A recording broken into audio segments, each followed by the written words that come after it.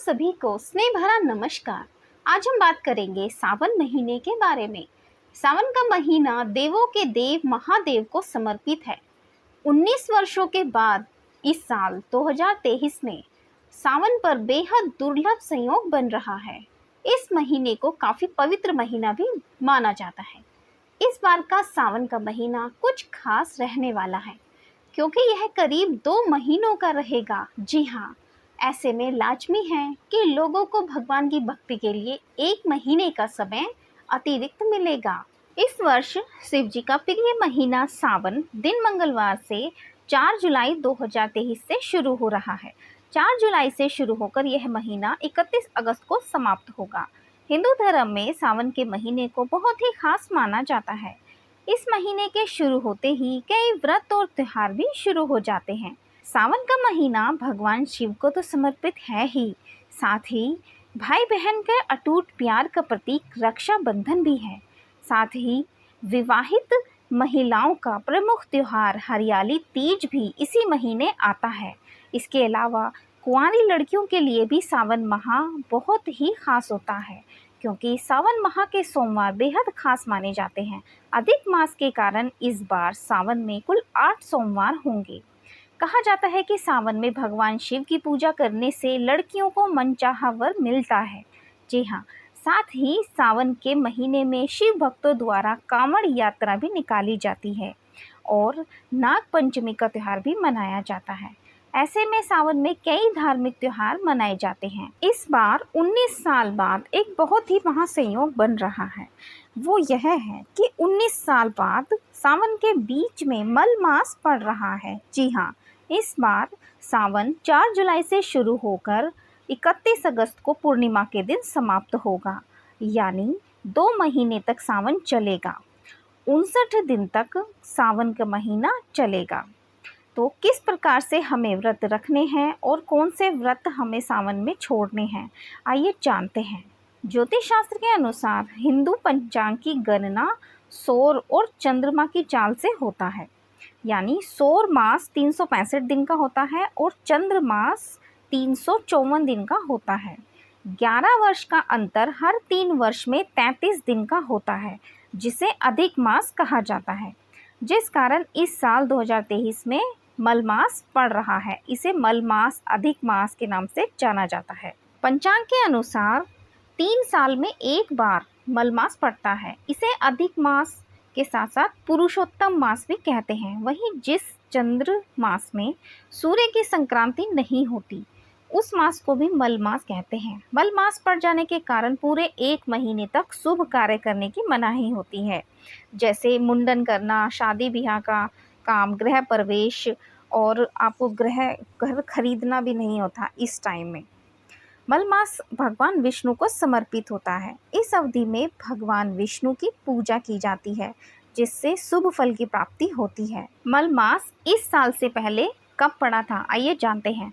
मल मास सावन के महीने में पिछली बार 19 साल पहले पड़ा था, यानी कि 2004 में सावन 2 महीने का हुआ था। जी हाँ, उसके बाद 2023 में सावन में मल मास लग रहा है।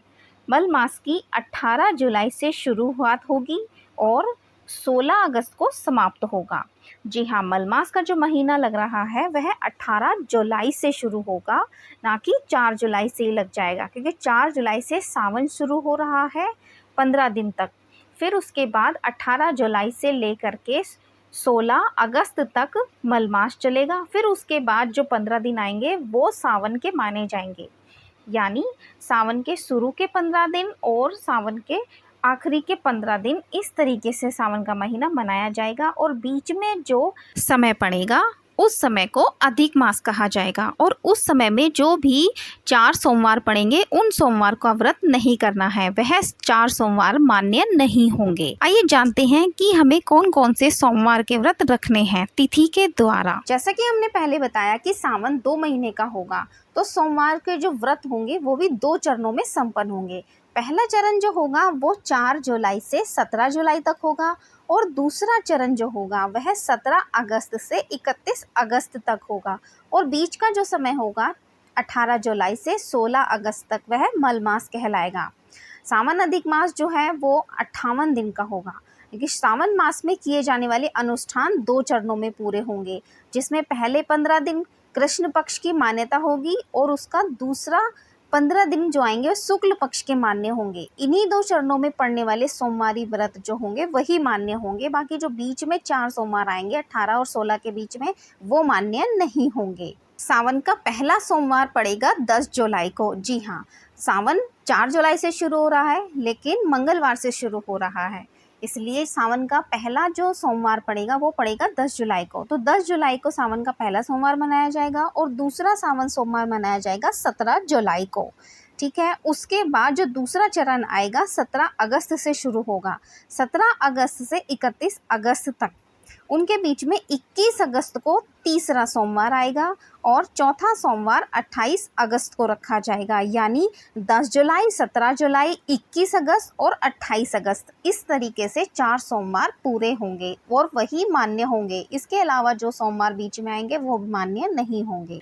आप जान लेते हैं कि सावन में भगवान शिव की उपासना और पूजा विधि कैसे करें। शिव पुराण के अनुसार भगवान शिव की पूजा का समय शाम का समय श्रेष्ठ माना जाता है, लेकिन सावन के पहले दिन से लेकर पूरे सावन आप सुबह ब्रह्म मुहूर्त में उठकर स्नान आदि करके सफ़ेद वस्त्र धारण करें। सफ़ेद रंग भगवान शिव का प्रिय रंग होता है। फिर आप घर के मंदिर में साफ सफाई करके तांबे के पात्र में शिवलिंग रखें, या आपके घर के पास शिव मंदिर हैं तो आप शिवालय जाकर भगवान के शिवलिंग पर जल चढ़ाएं। जल में गंगा जल जरूर मिलाएं।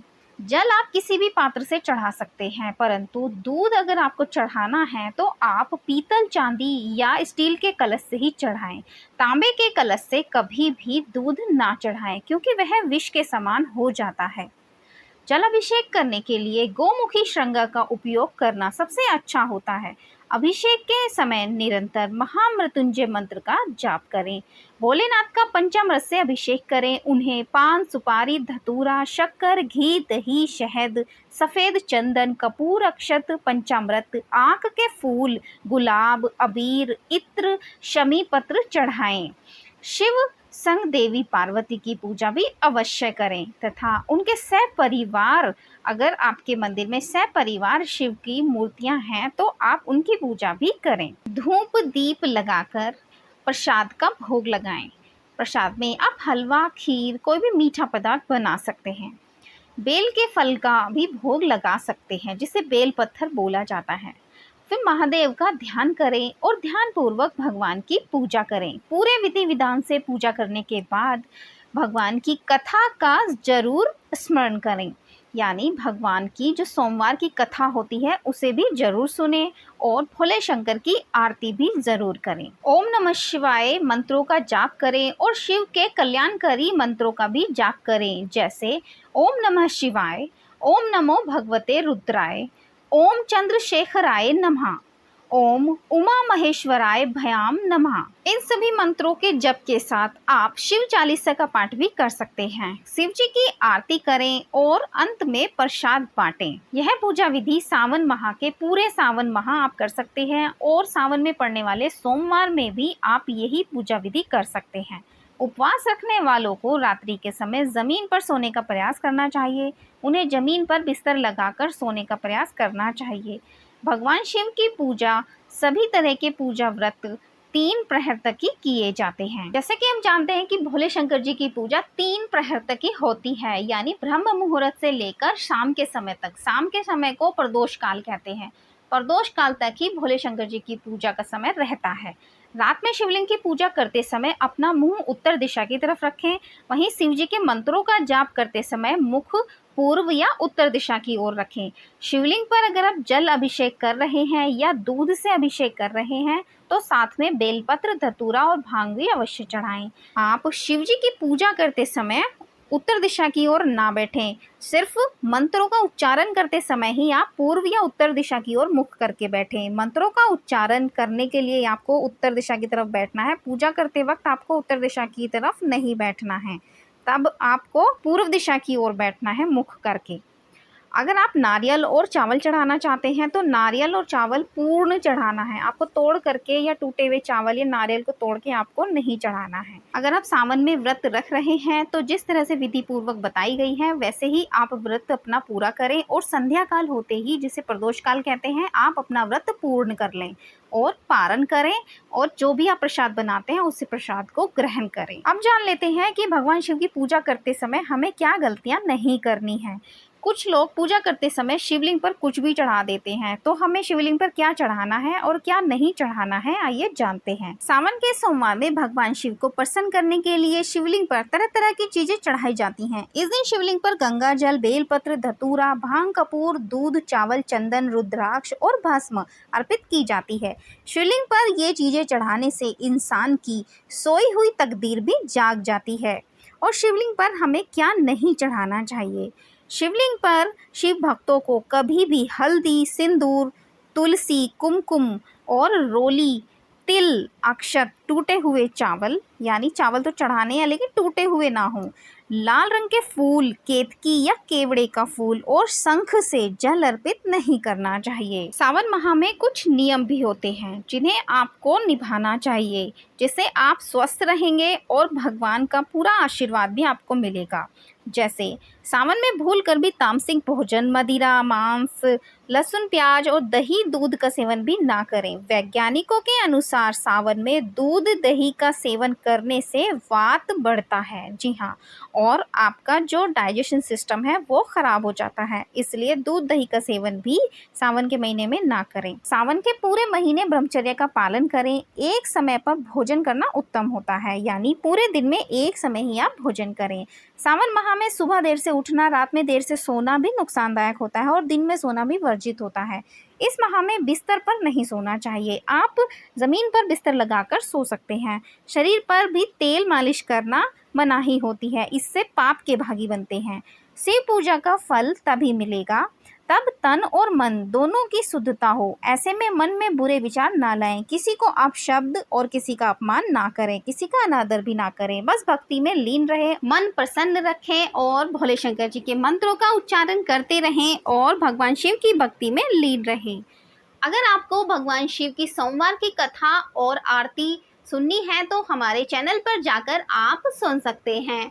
आशा करते हैं आपको हमारे द्वारा बताई गई ये सभी जानकारियाँ पसंद आई होगी। कृपया वीडियो को लाइक, शेयर और चैनल को सब्सक्राइब करे बिना ना जाएं। आप सभी का दिन शुभ हो, आप सभी खुश रहें, स्वस्थ रहें, बहुत ही प्रसन्नचित रहें। आप सभी का धन्यवाद। आप सभी को सावन की ढेर सारी शुभकामनाएं। आप सभी का दिन शुभ हो।